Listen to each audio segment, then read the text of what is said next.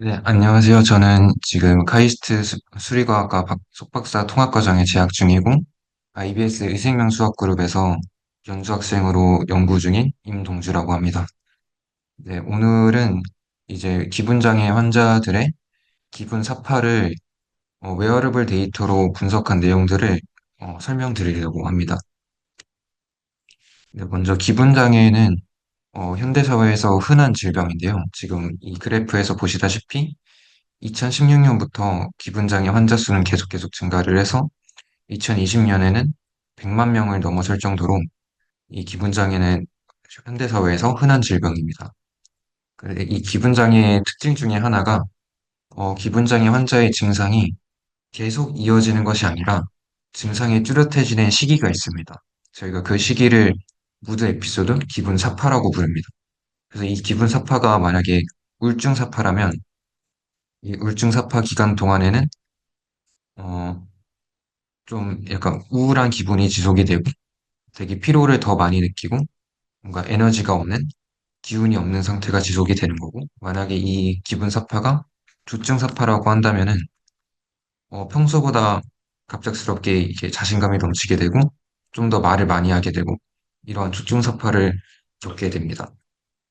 그래서 만약에 이 기분 사파를 기분 사파가 일어나기 전에 먼저 예측을 할 수가 있으면은 먼저 병원에 방문하라고 연락을 드리던지 아니면 그 전에 미리 방지할 수 있는 다른 대책을 세울 수가 있을 겁니다.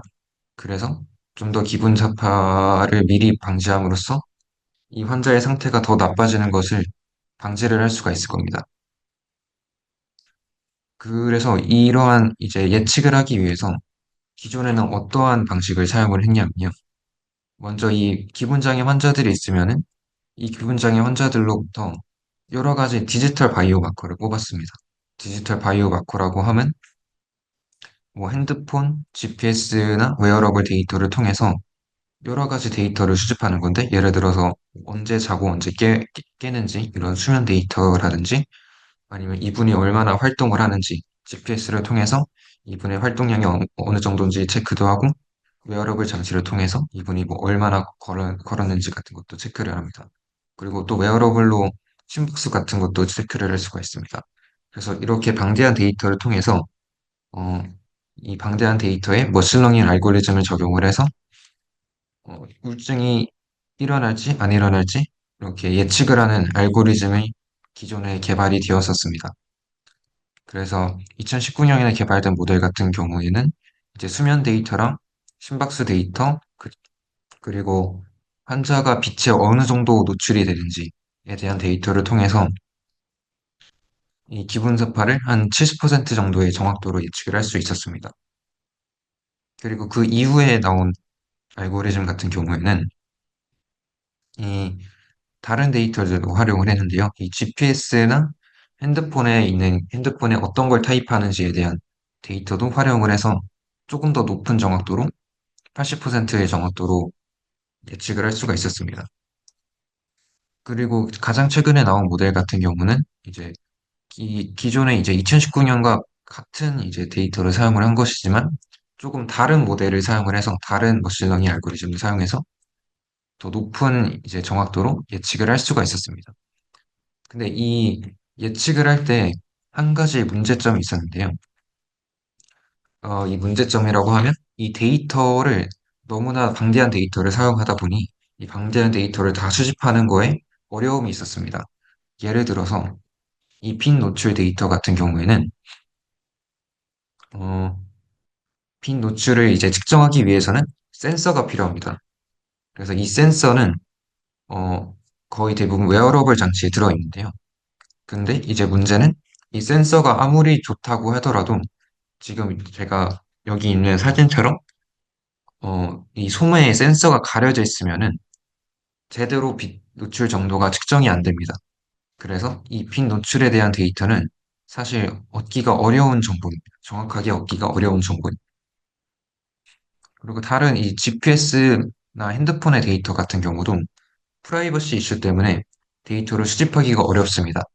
뭐 예를 들어서 만약에 기분 장애가 있는데 병원에 갔을 때 여러분의 기분 장애를 예측하기 위해서 여러분이 핸드폰에 어떤 걸 타이핑하고 여러분이 어느 곳을 방문하는지 정보를 달라라고 하면은 조금 그 정보를 제공하기가 꺼려질 것입니다.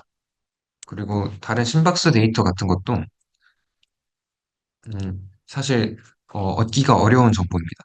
어, 좀 평상시에 생각을 해보시면은 뭐 예를 들어서 지금 심박수가 몇인지를 뭐 아시는 분들도 있고 모르시는 분들도 있겠지만 어제 평균 심박수가 언제고 몇이었고 그 가장 높은 심박수가 몇이었고 가장 낮은 심박수가 몇이었는지 여쭤본다면은 대답을 해주시기가 힘들 것입니다.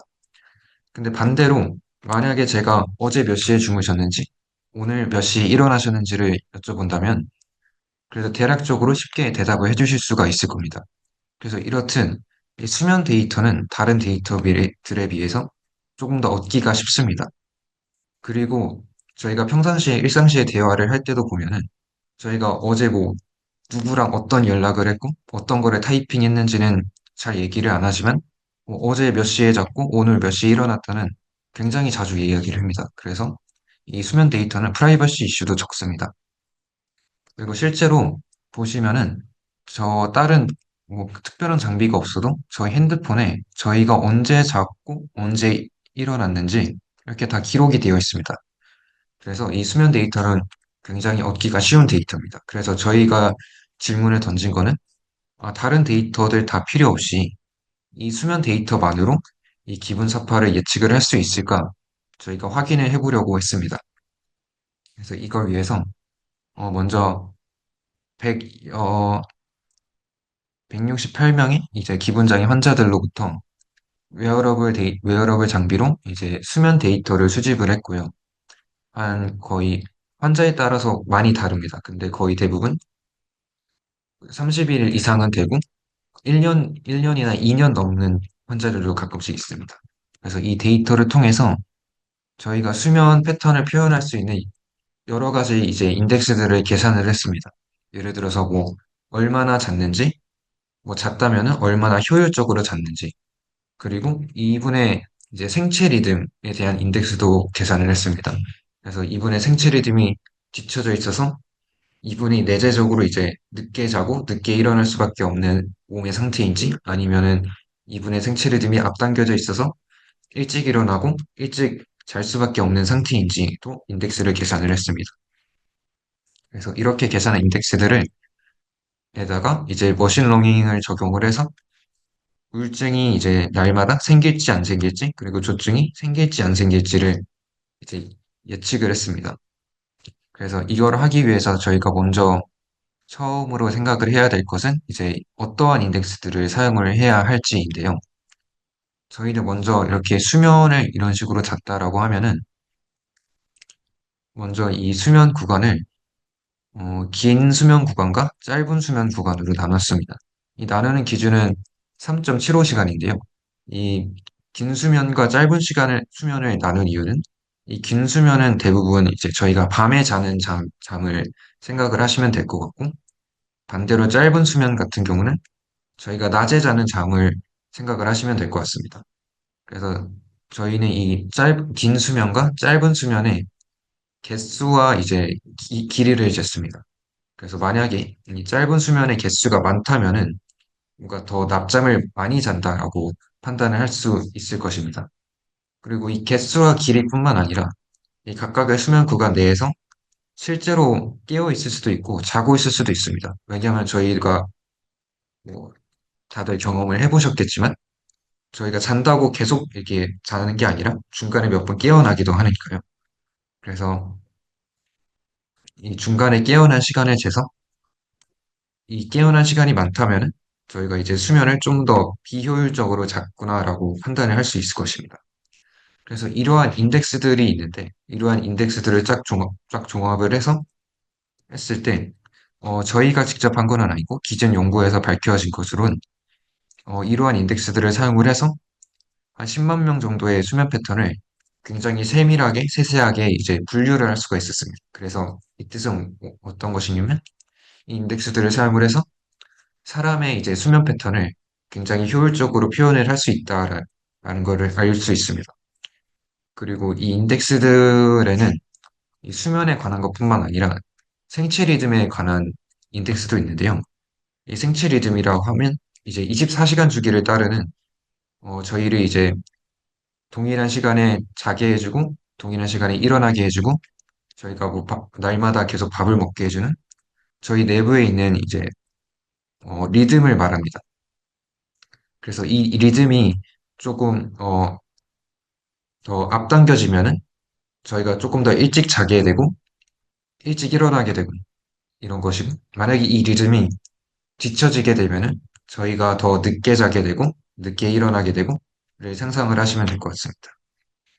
그래서 기존에는 이거를 어떤 식으로 예측을 이 생체 리듬이 앞당겨지고 뒤처지면 어떤 식으로 예측을 했냐면 이제 데이터가 이렇게 자고 있고 깨어 있다라는 데이터가 있으면은 이 데이터에 약간 고정된 커브를 이제 피칭을 해서 이 커브에 이제 페이즈를 잼으로써 이거를 확인을 했습니다. 근데 이러한 방식은 살짝 어, 비현실적입니다. 왜냐하면 실제로는 저희의 생체 리듬은 항상 똑같은 모양을 띠는 것이 아니라 날마다 그 모양이나 형태가 달라지기 때문인데요. 예를 들어서 저희의 생체 리듬을 조절하는 호르몬 중에 하나인 멜라토닌의 양도 날마다 이렇게 다른 형태를 띱니다. 멜라토닌 레벨은 이제 대부분 낮에는 조금 낮다가 밤에는 이렇게 늘어나는 형태로 보이는데 어, 낮에 낮다가 밤에 늘어나는 갑자기 증가하는 이 시점을 저희가 dim라인 멜라토닌 온셋 딜모라고 부릅니다. 그래서 멜라토닌 레벨이 날마다 바뀌기 때문에 이 딜모도 날마다 바뀝니다. 그래서 이 딜모를 저희의 생체 리듬이 앞당겨져 있나 뒤쳐져 있나를 재는 이 서키디안 페이지의 가장 중요한 바이오 마커로서 많이 활용이 됩니다. 근데 이 딜모가 그래서 저희가 이 딜모를 저희의 인덱스로 사용을 할 수 있으면 좋겠지만 먼저 저희는 이제 수면 데이터만 활용하고 싶기도 하고 이 딜모를 실험하는 것 자체가 굉장히 어렵습니다. 왜냐면은 여기 샘플들을 보시면은 1시간 단위로 계속 샘플링이 된 거를 보실 수가 있는데요. 이 뜻은 1시간 단위로 계속 이 피험자한테서 침 샘플을 채취를 해야 된다는 뜻입니다. 그리고 이 침 샘플을 채취를 하는 것도 그냥 채취를 하는 게 아니라 굉장히 까다로운 실험 조건 내에서 채취를 하게 됩니다. 그래서 이러한 실험이 불가능할 때 어떠한 대안이 있냐라고 했을 때, 실제로 이제 측정을 하는 것이 아니라 이 질문을 추정할 수 있는 여러 방법이 있습니다. 그래서 이 질문을 추정하는 여러 방법 중에 하나가 이제 수리 모델링을 이용을 하는 것입니다. 수리 모델링을 이용을 하면 어떤 것을 할 수 있냐면요. 이제 이렇게 저희가 갖고 있는 수면 데이터가 있을 때, 이 수면 데이터를 수리 모델에 적용을 하면은,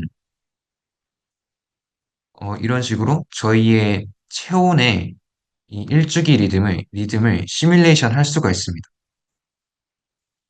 그리고 이 체온의 리듬을 시뮬레이션 하면은 저희 심부 체온의 최저점이 어디일지를 예측을 할 수가 있고, 여기서 7시간을 빼면은, 7시간을 빼서 저희가 이 7시간을 뺀 값을 이제 딜모라고 예측을 할 수가 있습니다. 그 7시간이 나온 이유는 뭐 딜모는 거의 밤중에 나오고 CBTB는 이제 신부 체온의 최저점이니까 저희가 자고 있는 동안에 체온이 떨어지면서 자고 있는 동안에 신부 체온의 최저점이 발생을 하기 때문에 그 차이로 인해서 한 7시간 정도를 빼게 되는 거고요. 그리고 이 7시간을 빼서 이렇게 실제로 예측을 했을 때 여기 보시면 이 그래프에서 Y축이 에러인데 보시다시피 굉장히 정확한 게 거의 한두 시간 정도의 에러로 이거를 예측할 수 있는 거를 보실 수가 있습니다. 그리고 실제로 이렇게 딜모를 예측하는, 서케이디안 페이지를 예측하는 여러 가지 방법들 중에 이 수리 모델링을 활용하는 것이 가장 좋은 방법이다라고 알려져 있습니다.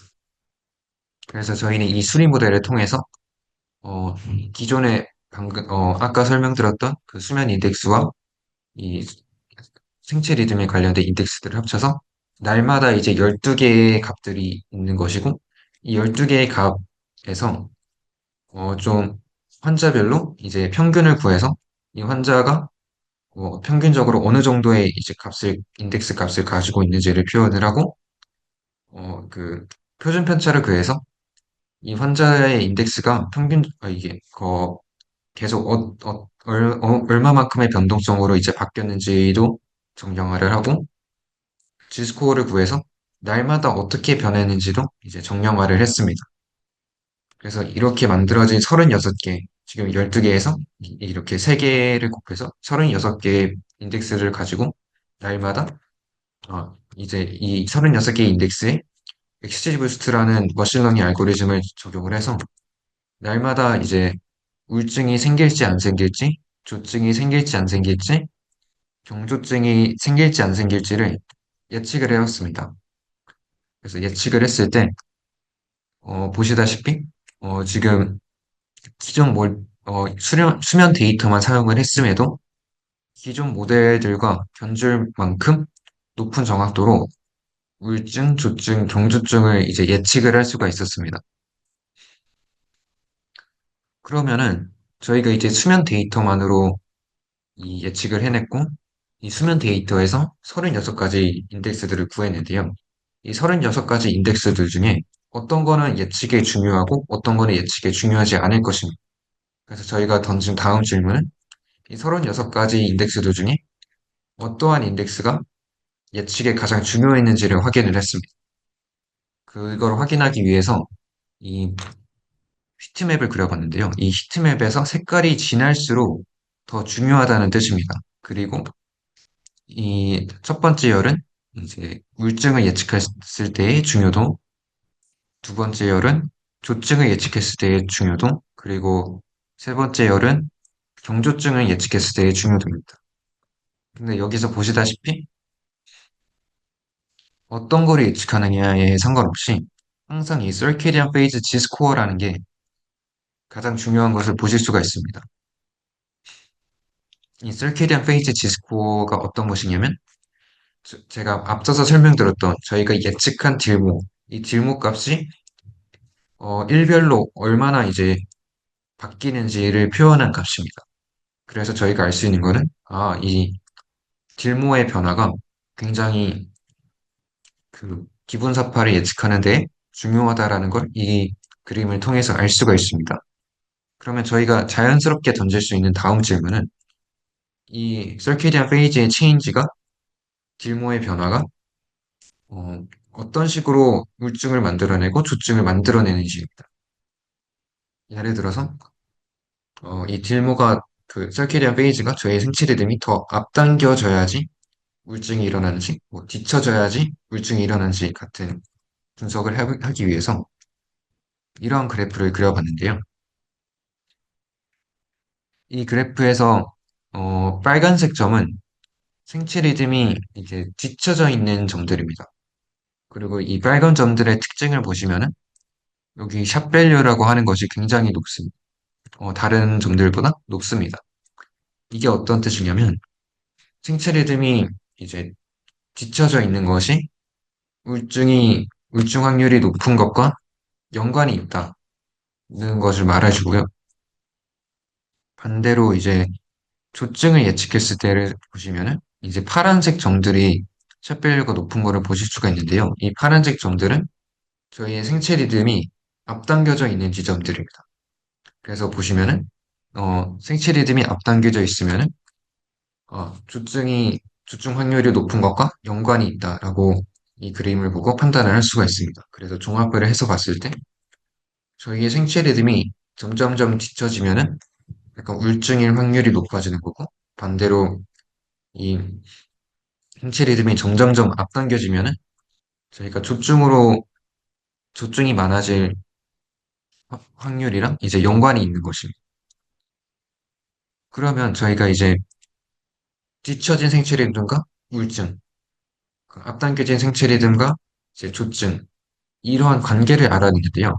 이것이 단순한 상관관계일까요? 혹은 인과관계일까요? 예를 들어서 저희가 이런 식으로 뒤처진 생체 리듬과 우울증의 관계 앞당겨진 생체 리듬과 조증의 관계를 알 수 있었던 것이 기분의 변화가 이러한 생체 리듬의 변화를 이끌어내서인지 혹은 생체 리듬의 변화가 기분의 변화를 이끌어내서인지 확인을 하려고 했습니다. 네, 실제로 이 생체 리듬 그리고 저희가 사용한 직접적인 데이터인 수면 데이터 그리고 기분 사이의 관계에서 이들 사이에서 상관관계가 있다라는 것은 대부분 합의가 된 내용이었습니다. 근데 이들 중 어떤 것이 원인이고 어떤 것이 결과인지는 굉장히 컨트로버셜 했습니다. 그래서 어떤 분들은 이제 기분의 변화로 인해서 우리의 생체 리듬도 변화를 한다라고 말씀을 하시고 어떤 분들은 이제 저희 그 생체 리듬이 바뀌면은 이 생체 리듬이 바뀌는 거에 의해서 우리의 기분도 바뀐다라고 하시고 어떤 분들은 이제 우리의 수면 패턴이 변하는 거에 의해서 우리의 기분도 바뀐다라고 말씀을 하십니다. 그래서 저희는 이 인과관계를 더 정량화해서 분석을 하기 위해서 어, 수학적인 툴을 사용을 했습니다. 그래서 그거에 앞서서 먼저 이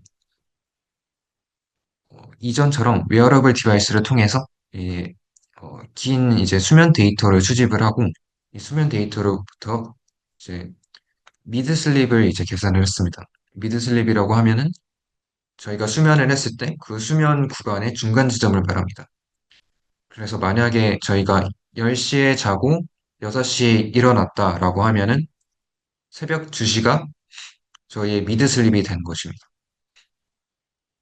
그래서 이 미드 슬립을 통해서 수면의 이제 대표적인 지표로 삼고 저희가 또 이전처럼 순위 모델링을 적용을 해서 딜모를 이제 예측을 해서 이 딜모의 예측값을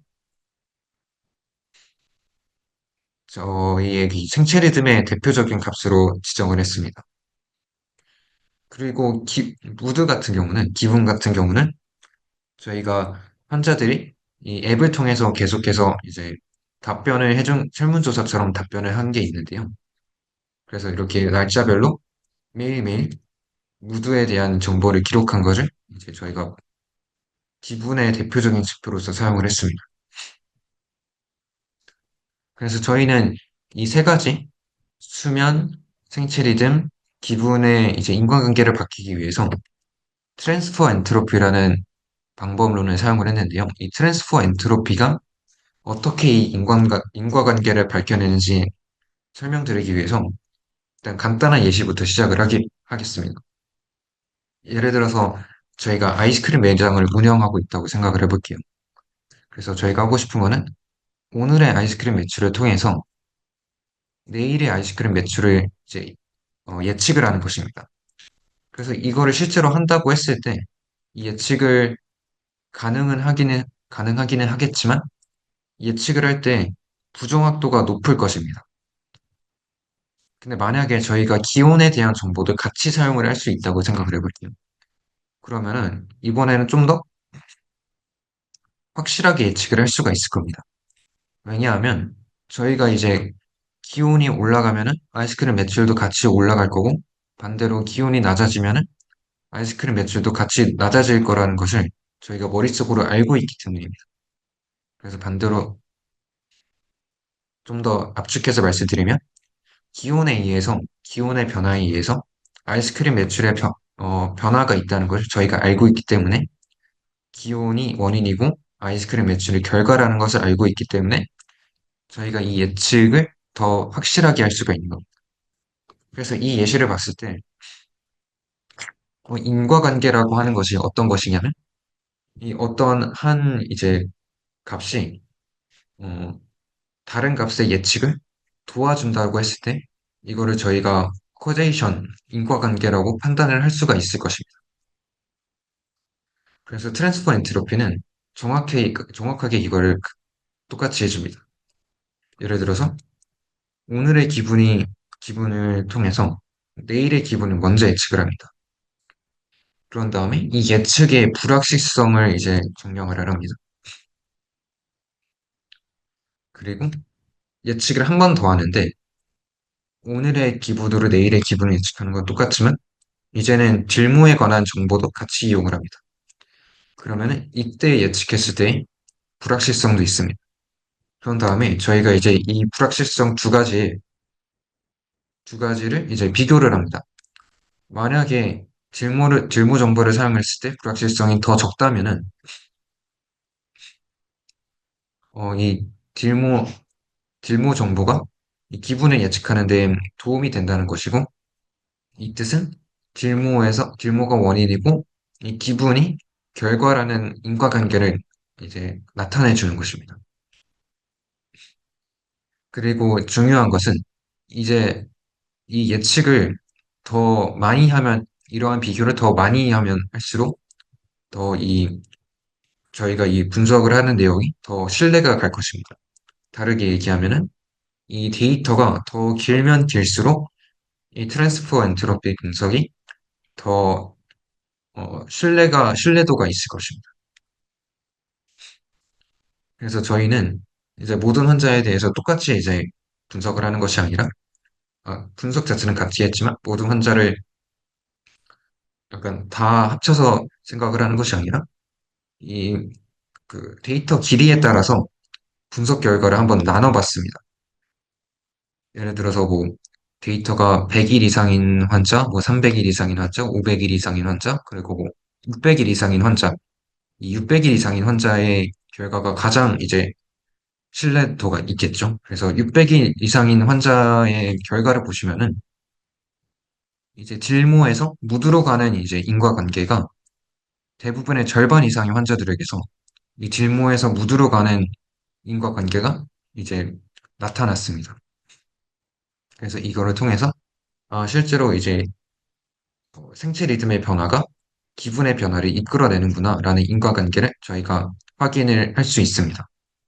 근데 반대로 이제 기분에서 딜모로 가는 인과관계를 보면은 어, 이 딜모에서 무드로 갔을 때보다 훨씬 더 이 인과관계의 퍼센테이지가 비율이 이제 적어진 거를 보실 수가 있습니다. 그래서 이거를 통해서 알 수 있는 거는 딜모에서 무드로 가는 거는 맞지만 무드에서 이제 딜모로 가는 저희의 기분에서 생체 리듬으로 가는 인과관계는 없다라고 판단을 할 수가 있습니다. 그리고 이걸 똑같은 분석을 수면 패턴과 기분 사이에서도 똑같이 적용을 해봤는데요. 그렇게 했을 때, 보시다시피 이 딜모에서 무드로 가는 이제 이 비율보다 훨씬 더 적어지는 것을 볼 수가 있습니다. 그래서 저희가 판단할 수 있는 거는 이제 수면 패턴과 기분 사이에는 이 인과관계가 존재하지 않는다라고 생각을 할 수가 있습니다. 그래서 저희가 이제 최종적으로 어, 인과관계에 대해서 스테이트먼트를 한 거는 이제 수면 패턴의 변화가 누적이 되면은 누적된 수면 패턴의 변화가 이 저희의 생체 리듬의 변화를 이끌어내고 이 생체 리듬의 변화가 이제 기분의 변화를 이끌어낸다라고 저희가 결론을 지었습니다. 그래서 제가 방금 말씀드린 것들을 종합해 보면 좀 더 기분장애 환자의 진단과 치료에 더 유용하게 사용이 될 수 있을 것 같습니다. 예를 들어서 기분장애 환자에게서 웨어러블 데이터를 통해서 이제 이런 식으로 수면 데이터를 수집을 한다면은 이 수면 데이터를 통해서 이분의 저희가 수리 모델을 적용을 해서 이제 딜모가 어떻게 바뀌고 이분의 서키디언 페이즈가 어떻게 바뀌는지를 트래킹을 할 수 있을 것이고 또 저희의 예측 모델도 같이 사용을 할 수가 있을 것입니다. 그러면은 이분의 수면 패턴이 어떻게 변하는지를 따라서 이분이 지금 우울증에 가까워지고 있는지 아닌지를 미리 이제 이렇게 예측을 할 수가 있을 것입니다. 그래서 이렇게 예측을 해서 만약에 이분이 우울증에 가까워지고 있다라고 하면은 아, 지금 수면 패턴 자체가 우울증에 가까워지고 있으니까 수면 패턴을 다시 일찍 일어나는 방향으로 조정을 해달라라고 연락을 드리거나 아니면은 병원에 방문을 해달라라고 말씀을 드려서 우울증 사파가 일어나는 것을 조기에 방지하고 증상도 더 완화할 수 있을 것이라고 저희는 기대를 하고 있습니다. 그래서 이 연구에 도움을 주신 이제 저희 연구실에 송유민 박사님, 그리고 제주도 교수이신 김재경 교수님, 그리고 저희 연구실에 계셨지만 이제 필리핀 본국으로 돌아가신 이제 아우렐리오 박사님, 그리고 저희에게 데이터를 제공해 주시고 항상 데이터에 대해서 아낌없이 설명을 해주신 정재관 선생님과 이제 이현정 교수님께 감사의 말씀을 드립니다. 발표 들어주셔서 감사합니다.